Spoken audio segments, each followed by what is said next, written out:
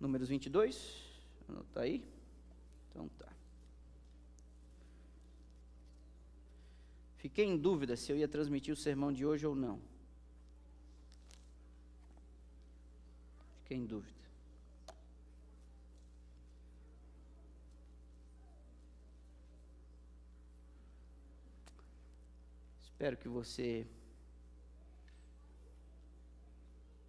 Espero que Deus consiga falar com você hoje de manhã. Feche seus olhos, vamos orar a Deus.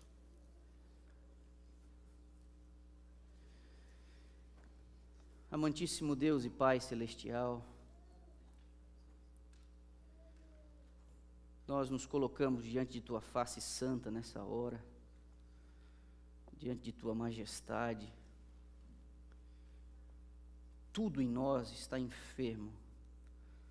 As palavras de Isaías, da planta dos pés até a ponta da cabeça, nós estamos doentes, porque fomos contagiados com uma doença mortal. Mas Teu Filho assumiu forma humana e nos ofereceu uma saída, dando a nós a Sua justiça, pureza e santidade, e assumindo a nossa impureza, os nossos pecados, a nossa rebeldia. Essa troca é feita pela fé, e ela é evidenciada pelas obras. Essa troca é feita pela fé, e nós deixamos claro que esta troca, ela é real com o tipo de vida que nós vivemos. Também por Tua graça. Uma vida justa, que reflete os Teus atributos e que visa única e exclusivamente a Tua glória. Eu venho diante deste rebanho, confiado a mim, com a Tua palavra, entendendo que ela é poderosa para transformar a vida e os corações das pessoas. E quando eu disser o amém desta prece, e nós investigarmos a Tua palavra, que o Teu Espírito tenha plena, total controle, autonomia e acesso ao nosso coração, para efetuar a obra que unicamente lhe cabe. Por favor, Pai, volte os Teus olhos para este lugar e nos ensina agora o Teu caminho. Nós Te pedimos em nome de Jesus. Amém. Aspas. Vir à igreja semana após semana não será suficiente. Sermão após sermão, repetidamente você tem sido chamado a se arrepender dos seus pecados, mas nada tem acontecido. Às vezes o efeito do sermão dura até a hora da sobremesa e na segunda-feira tudo segue normal. As mesmas velhas manias, os mesmos hábitos mofados. Seu assento está na igreja reservado, seu nome está rolado no livro da igreja, e com estes privilégios mantidos, os mesmos pecados favoritos de sempre. Por favor, ouça o conselho de Jesus, lembre da mulher de Ló. Foi com essas palavras que eu terminei o meu sermão de 2 meses atrás, aqui neste púlpito.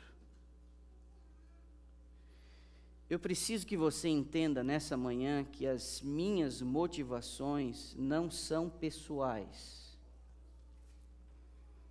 Os meus interesses no exercício do ministério pastoral, eles estão sintetizados num verso bíblico, que eu mantenho diante de mim para não esquecer de o porquê que eu estou aqui e de o porquê que eu faço o que eu faço.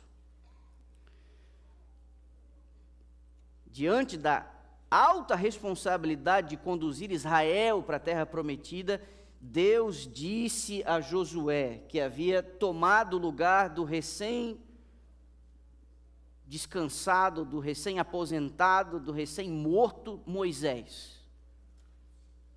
tu farás este povo herdar a terra que sob juramento prometi dar a seus pais.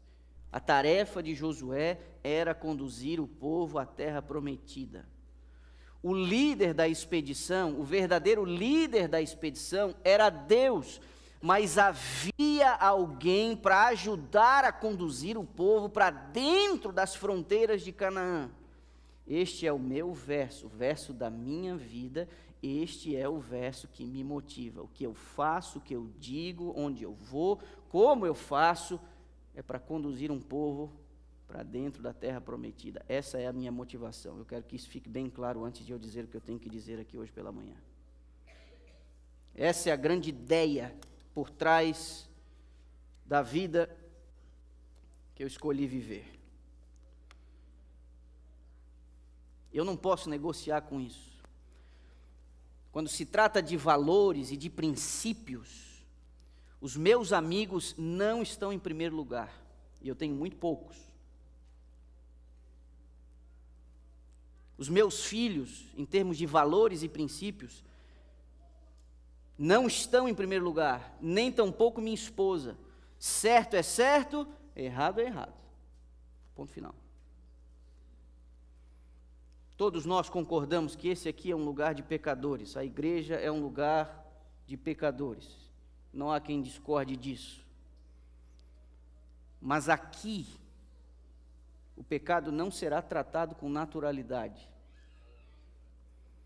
Esse é um lugar de pecadores, mas aqui a gente não pode, não vai, não deve negociar princípios.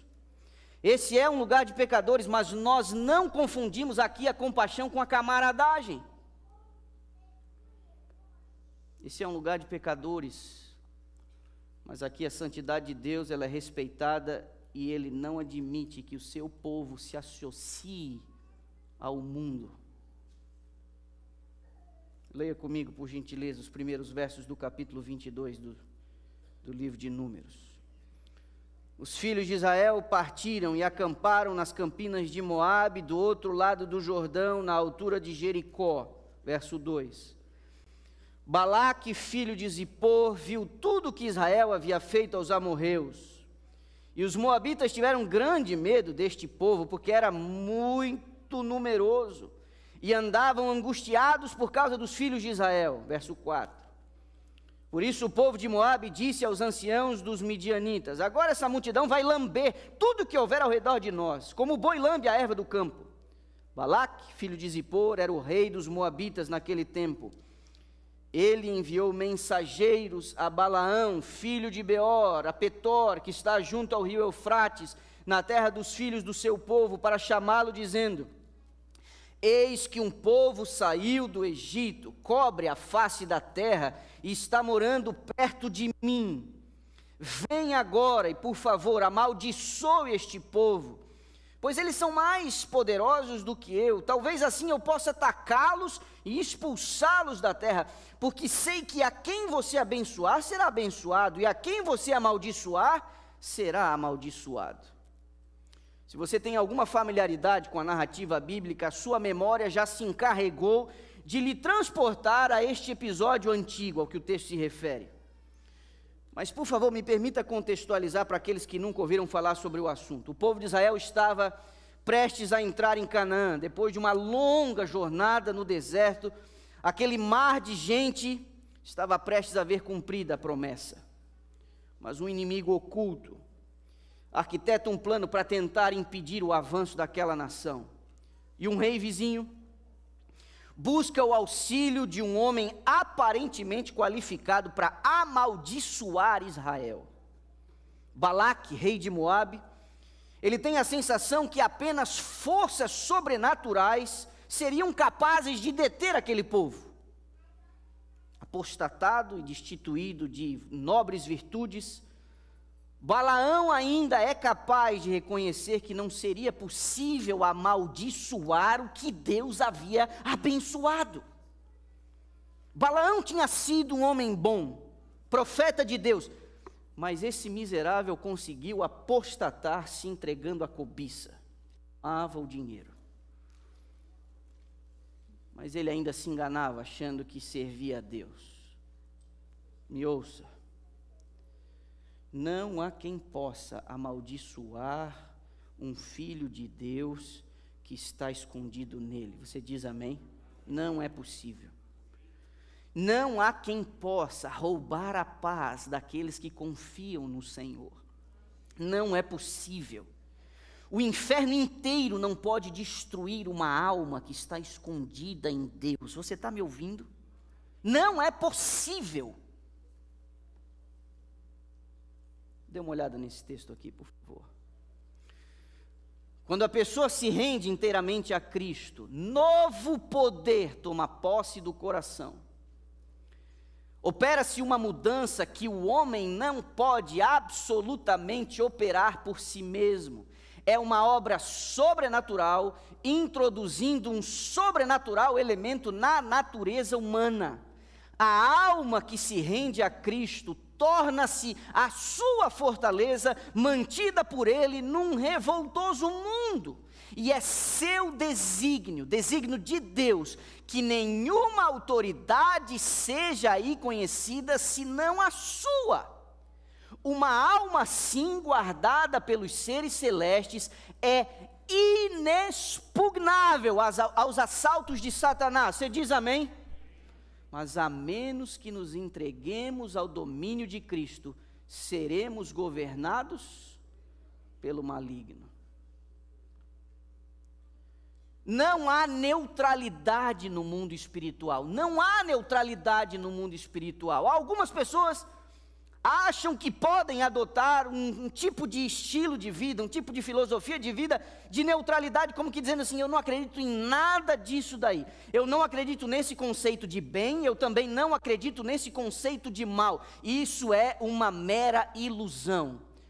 A partir do conhecimento bíblico, e este recinto está tomado de gente que ainda crê que este livro revela a vontade de Deus e respostas às perguntas mais essenciais da existência humana: quem nós somos, de onde viemos, para onde estamos indo e por que nós estamos metidos no meio dessa bagunça. E segundo este livro, não há neutralidade.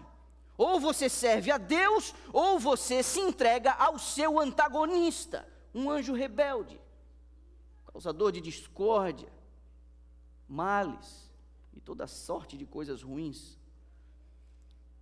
Mas se uma alma que se esconde em Cristo se torna inexpugnável aos assaltos de Satanás, a pergunta que eu tenho para você: por que nós somos tão vulneráveis? Por que nós aparentemente somos tão fracos? Por que a nossa resistência contra o pecado parece ser insuficiente?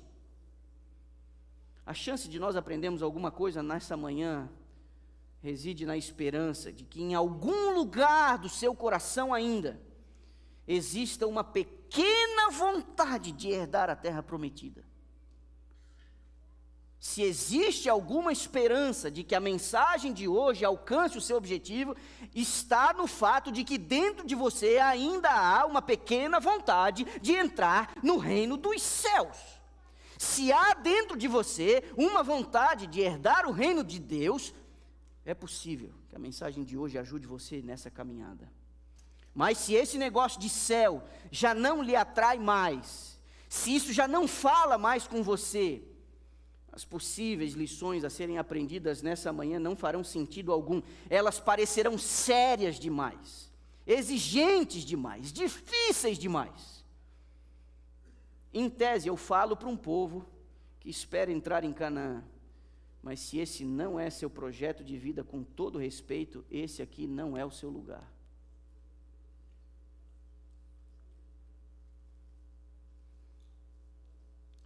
Nós não estamos buscando encher uma igreja, nós estamos buscando encher o céu.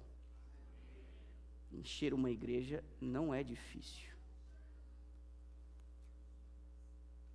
mas o caminho para o céu é estreito. Exige a morte do eu, a renúncia e carregar um negócio que Jesus disse: toma a sua cruz e siga-me. Então, se nós subirmos neste púlpito para encher uma igreja, você pode chamar isso de animador de palco, mas não de pastor.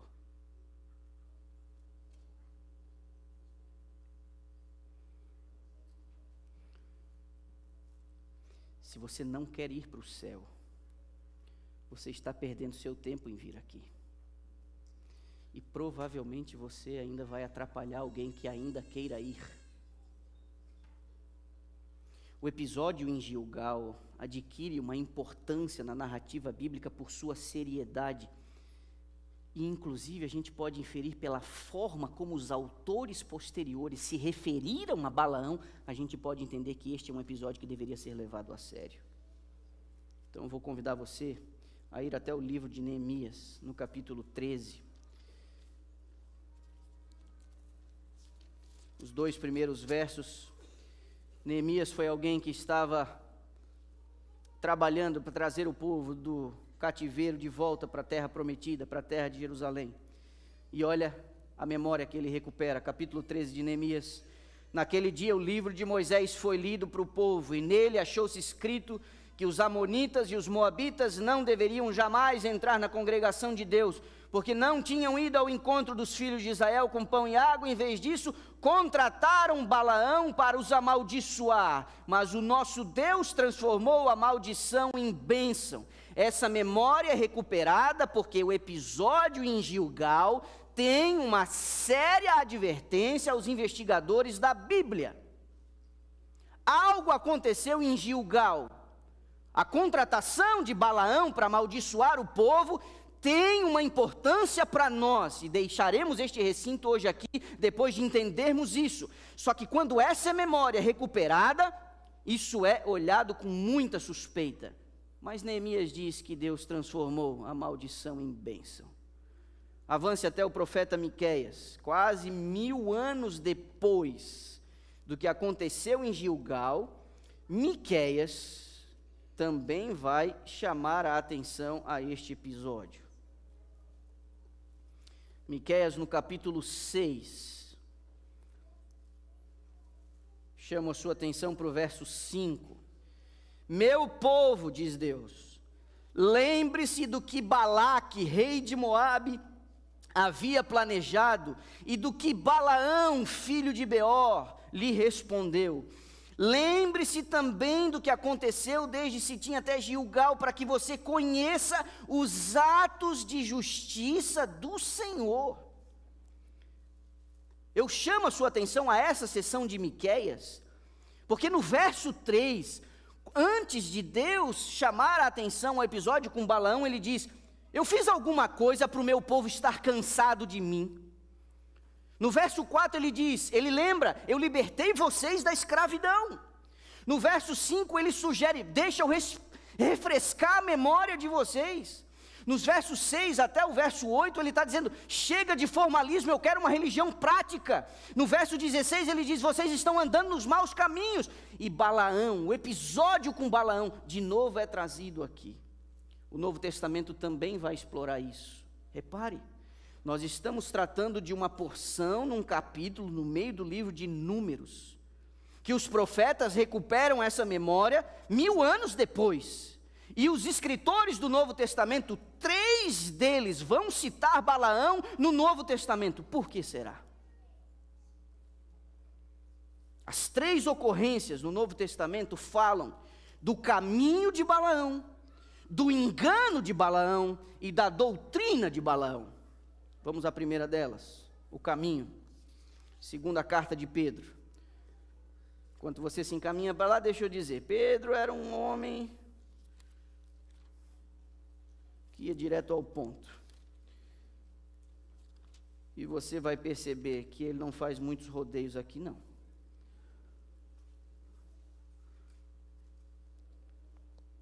Segunda carta de Pedro, capítulo 2, observe o verso 15.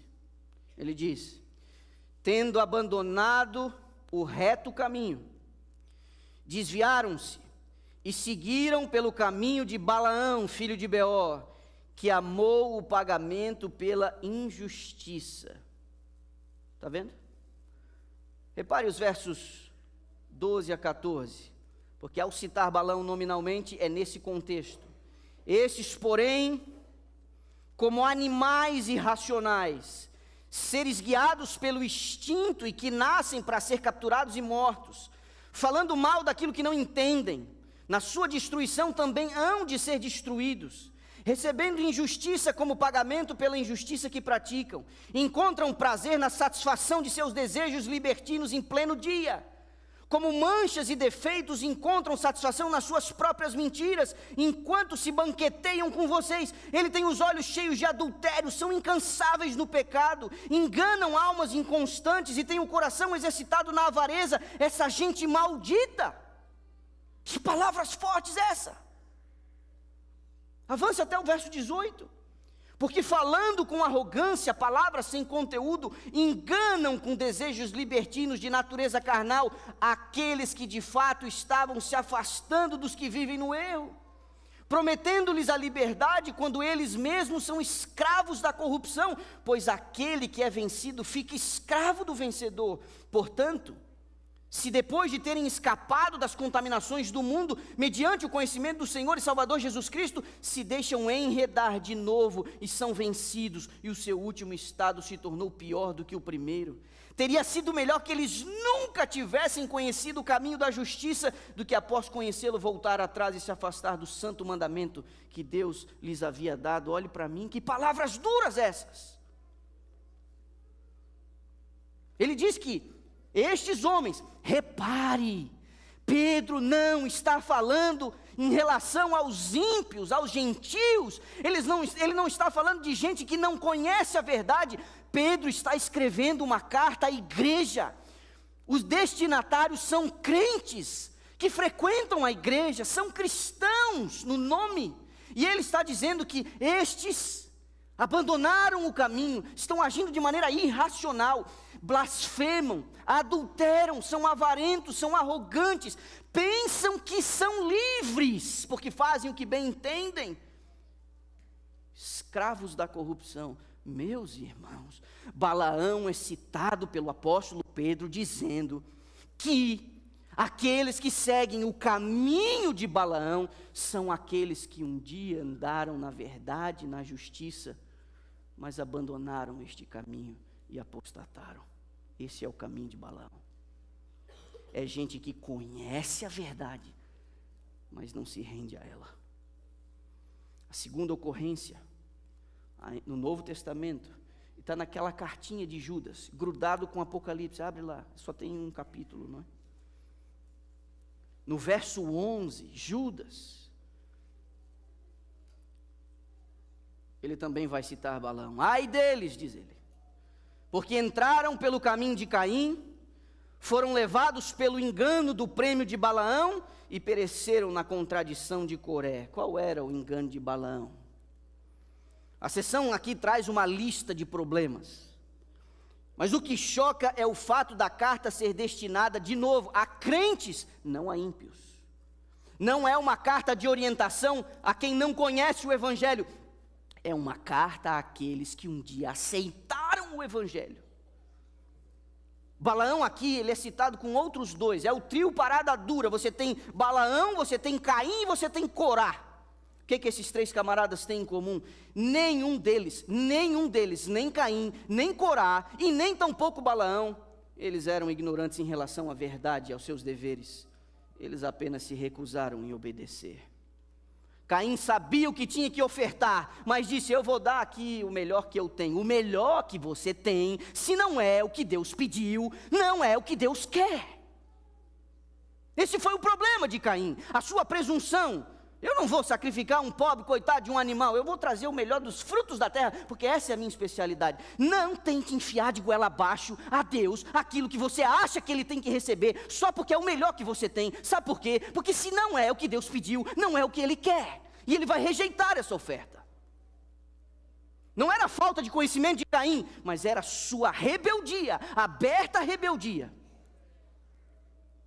Coré, já falamos sobre ele aqui, primo de Moisés, queria o sacerdócio, também não era ignorante, fazia parte dos 70 que subiram no Sinai, uma das cabeças de Israel. A sua tenda estava montada do lado do tabernáculo, porque ele era levita. mas ousado, quis provocar uma revolta. Não era falta de verdade, mas sua indisposição em obedecer. E Balaão, um ex-profeta apostatado. Nessa sessão, Judas diz, colocando Corá, Balaão e Caim ali, citados nominalmente, ele diz: o problema foi a fornicação, imoralidade sexual, isso você tem no verso 7 e 8. Perda da dignidade por práticas vis, baixas, sensuais. Obras de impiedade, versos 15 a 18. Palavras de afronta, deboche contra Deus. No verso 19, sensualidade e pessoas que não tinham o espírito. O verso 5 aí de Judas diz claramente que Deus libertou um povo do Egito e destruiu parte desse povo depois porque eles se recusaram a crer. Não é gente que não sabe a verdade, é gente que se recusa a viver de acordo com ela. E por fim, se nós vimos o caminho de Balaão, se nós vimos o engano de Balaão, agora nós vamos olhar a doutrina de Balaão. Isso está registrado no livro do Apocalipse, capítulo 2, o verso 14. Numa das cartas às igrejas da Ásia Menor, João faz uma advertência. Poucas coisas tenho contra ti, diz ele, porque tens lá os que seguem a doutrina de Balaão, o qual ensinava Balaque a lançar tropeços diante dos filhos de Israel, para que comessem dos sacrifícios da idolatria e fornicassem. A doutrina de Balaão, doutrina ligada à idolatria e à fornicação pelo contato com os pagãos. Balaão é citado nominalmente nesses três casos: engano, caminho e doutrina. Blasfêmia, irracionalidade, avareza, libertinagem, apostasia, sensualidade. Não precisava ser assim. Balaão foi avisado, como você também está sendo avisado, hoje, aqui e agora, e já tem sido avisado por muito tempo, por cada servo de Deus que sobe neste lugar para tentar orientar você e manter você no caminho da verdade e da justiça. Ninguém se perderá por falta de aviso, ninguém. A ironia no caso de Balaão é que a verdadeira mula da história não era a que ele montava, mas era ele mesmo. Deus usa um animal famoso por sua teimosia para ilustrar o comportamento do profeta. Teimoso. E Balaão espanca o instrumento de Deus. Em sua fúria, ele se volta contra os meios pelos quais Deus buscou salvar a sua vida. Meus irmãos, não adianta bater no carteiro, ele só está trazendo a mensagem. Não adianta virar o nariz, franzir o nariz contra o pregador, o pastor, o ancião, seja lá quem assumir a responsabilidade de orientar o povo. Não adianta. Sabe por quê? Porque ele só traz a mensagem. Quando nós analisamos o relato primário registrado em Números 22 e lemos uma parte dele, nós temos a impressão que o rei inimigo levou mais a sério o poder de Jeová do que o seu próprio povo. Porque quando ele vai contratar Balaão, ele ainda justifica porque que ele está chamando Balaão. Ele sabe que o faraó foi humilhado, ele sabe que o Egito foi devastado, ele sabe que o exército foi dizimado, ele sabe que o mar foi aberto, ele sabe que ele não vai dar conta dessa gente. Balaque sabe que não vai dar conta dessa gente. E por isso, eu e você precisamos entender que por trás de Balaque existe um outro inimigo. O verdadeiro antagonista está por trás de Balaque. O verdadeiro inimigo sabe que aquele é um povo abençoado e ele sabe quanto vale a bênção de Deus. Porém, cada tentativa de Balaão amaldiçoar o povo serviu apenas para Deus revelar os planos extraordinários que ele tinha para Israel. Cada vez que Balaão abria a boca, saía apenas bênção. ouça o que vou lhe dizer, nenhuma força pode impedir o propósito de Deus na sua vida, nenhuma força. Não há mandinga, não há macumba, não há trabalho, não há maldição, não há objeto, não há voodoo, não há absolutamente nada como dessas coisas que eu estou citando, nada pode ser mais forte do que a proteção de Deus para aquele que se esconde nele, nada. Não há demônio e não há anjo que possa amaldiçoar você, não há, com exceção de uma única coisa: a sua própria vontade. Você sabe o que está em jogo aqui? Você é árbitro do seu próprio destino. Em relação à salvação e perdição, a última palavra é sua. Sua. É no exercício da sua vontade que Deus trabalha. E quando Ele percebe que,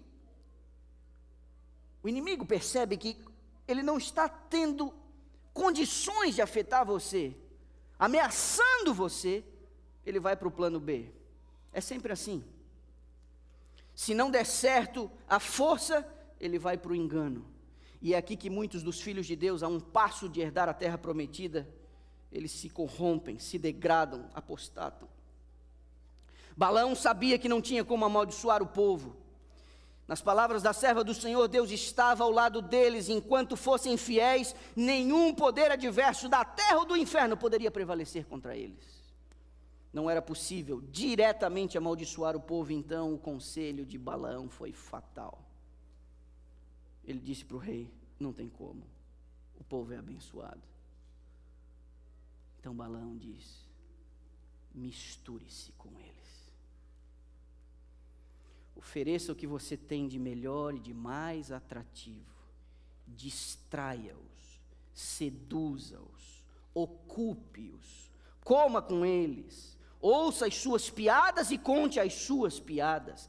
Deixe que contemplem as suas mulheres. Elogie os seus guerreiros. Promova alianças e sociedades. Ouça e dance com ele as suas canções. Adote sua moda. Seja como eles. Viva como se não houvesse amanhã. Curta. Seja feliz. Nenhuma distinção, nenhuma restrição. Seja feliz. Ouça o que vou lhe dizer. Quem está prestes a entrar na terra prometida não é como todo mundo. Não é.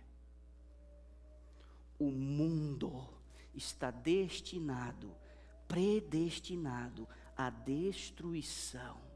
E aqueles que escolherem associar-se ao mundo sofrerão as consequências disso.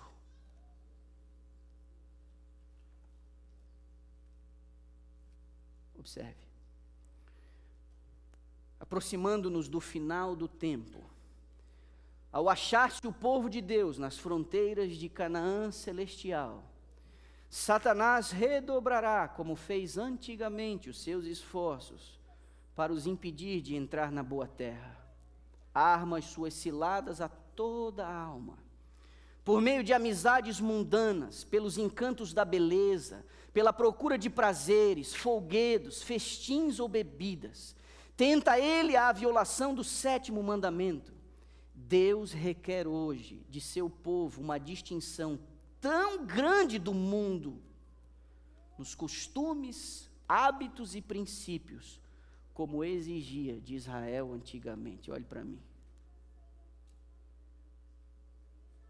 É ridículo, patético, triste, quando nós achamos que podemos ser como todo mundo. Não somos, não podemos.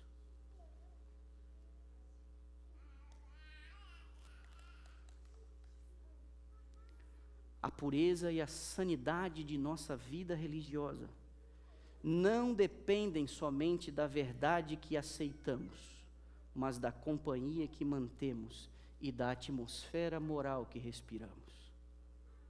Pai e mãe, antes de eu continuar e ler a próxima frase. Pai e mãe, é seu dever conhecer os amigos dos seus filhos. É seu dever compreender o risco que eles estão correndo com essas associações. Mas que moral você tem, pai e mãe, de dizer aos seus filhos buscar boas companhias, sendo que você nutre companhias ruins? Fé, elasticidade e vigor, esperança, alegria, dúvidas e temores, indolência, estupidez, inveja, ciúmes, desconfianças, egoísmo, mau humor e apostasia são resultado de associações que formamos, de companhia que mantemos e do ar que respiramos.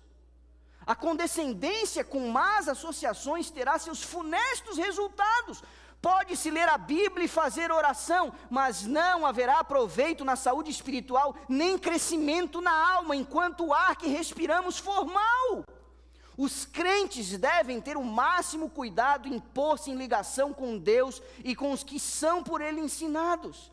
É doloroso ver os que criam na verdade presente, entrando na rede de Satanás. Meus irmãos, não tinha como Balaão amaldiçoar o povo, não tinha.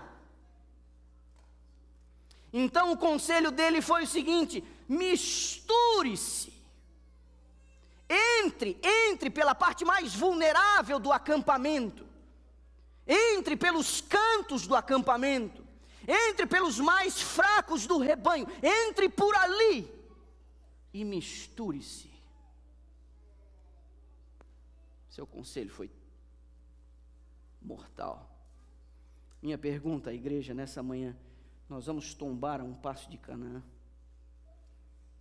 O que caracteriza o caso de Balaão é a apostasia, não foi a falta de conhecimento, mas a disposição em obedecer. Se as coisas estão boas para você, se o que eu estou dizendo aqui não lhe será útil, se você está satisfeito com a sua vida espiritual, provavelmente anda perdendo seu tempo em frequentar esse lugar. Eu estou repetindo isso pela terceira vez. E essas são palavras calculadas. Eu me debrucei sobre elas e as repito e as enfatizo. Se o seu projeto de vida é ir para o céu, este é o seu lugar. Está cheio de pecadores aqui dentro e você estará em boa companhia. Se esse negócio de céu para você perdeu o sentido, e se isso aqui virou um clubão de final de semana, este não é o seu lugar.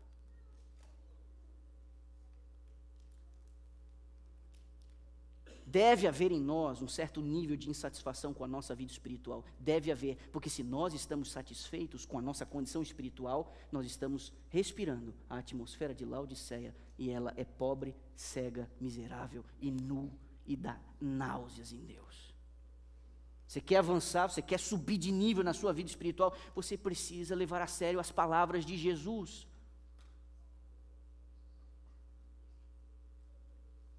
Jesus foi um péssimo candidato a Messias, um péssimo, sabe por quê? Porque ele nunca jogou para a torcida. Ele nunca jogou para a torcida. Depois de ter multiplicado o pão e o peixe, no dia seguinte as pessoas vieram em busca de mais pão, e ele disse: hoje não tem. E não se preocupou com as reações deles. Porque ele disse: se você não comer a minha carne e beber o meu sangue, você não vai ver o reino de Deus. Vocês precisam se preocupar com coisas de um plano mais elevado. Jesus disse: eles estão no mundo, mas não são do mundo. Se alguém quer ser meu discípulo, toma a sua cruz e siga-me. Quem ama a sua vida, perdê-la-á. Se não nascer de novo, não entrará no reino de Deus. Essas são palavras de Jesus. E elas não estão em letrinhas miúdas lá embaixo do contrato. Ele colocou em letras garrafais: se quer ser meu discípulo, você quer me seguir, pense muito bem antes, porque não é fácil, o caminho é estreito e a cruz é pesada. Este país não vive mais um cristianismo real. Isso aqui não é mais um cristianismo real. O que você vê no cristianismo popular nos Estados Unidos da América, e o mundo vai atrás, não é mais um cristianismo real. É um clubão. Cristianismo sem cruz, cristianismo sem renúncia, cristianismo sem morte do eu, não é cristianismo. Não é. Então você precisa exercer sua vontade frágil, dando a Cristo o pleno acesso ao seu coração, para que Ele age em você através de sua graça. Existe um inimigo cruel que quer amaldiçoar você, mas ele não tem poder para fazer isso, a menos que você permita. Que permissão é essa então, pastor? Porque eu não quero ser amaldiçoado. A maldição reside na desobediência às vontades claras e reveladas de Deus.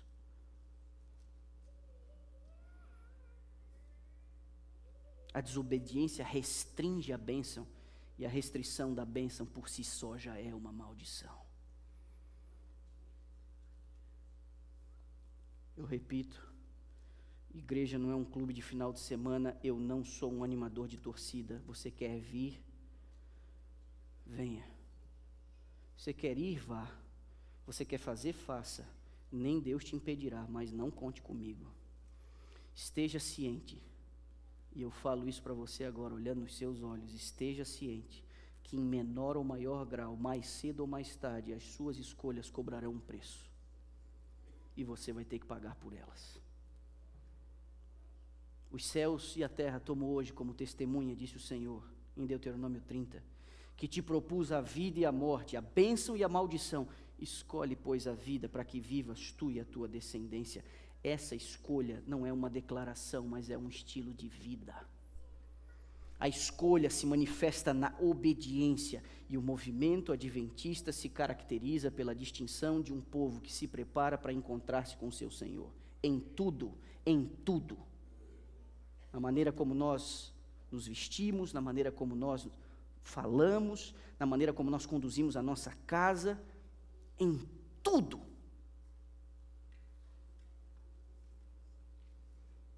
Último texto, e com isso eu encerro. Vou pedir para você abrir lá, não vou apenas citá-lo. Deuteronômio capítulo 23.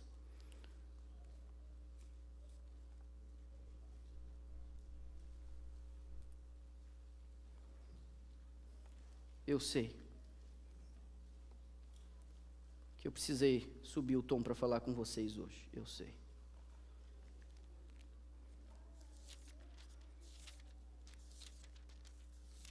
É porque o meu trabalho é ajudá-los a entrar na terra prometida.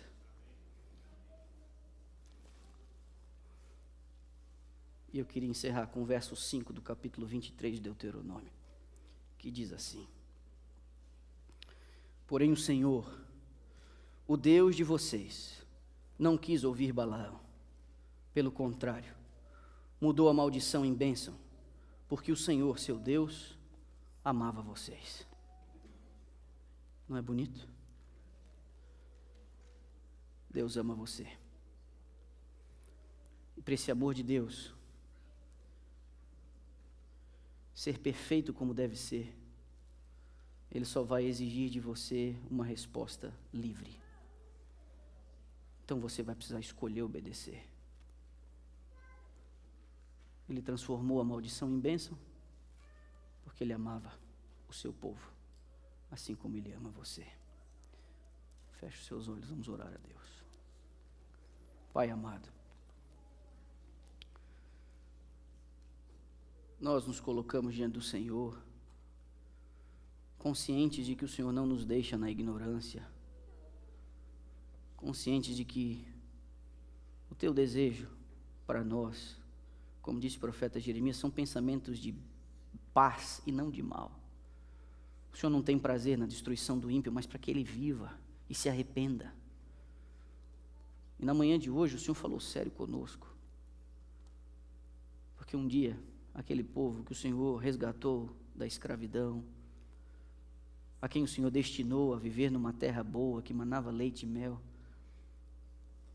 aquele povo sofreu um ataque num dos seus flancos, o acampamento foi invadido por más práticas. Mesmo aos trancos e barrancos, o Senhor levou aquele povo para dentro de Canaã. Ó Deus, nós não queremos ficar no caminho como alguns daqueles que se distraíram e abandonaram o caminho da obediência. nós queremos entrar, queremos morar contigo, queremos aprender a te amar de verdade. Mas enquanto esse dia não chega, Pai, nós precisamos aprender a te obedecer, como uma resposta livre aos teus apelos amorosos. Então, por favor, que o teu olhar de misericórdia seja lançado sobre esta congregação, sobre este rebanho, e que o Senhor guarde cada canto deste rebanho, para que a gente não sofra nenhum ataque. Exerça, por favor, Pai, a tua justiça, dosada com a tua misericórdia entre nós, para que possamos, como um povo, continuar marchando até estarmos a salvos no lar celestial. Despeça-nos com a tua paz e nos dê um dia abençoado na tua presença. Nós oramos em nome de Jesus. Amém.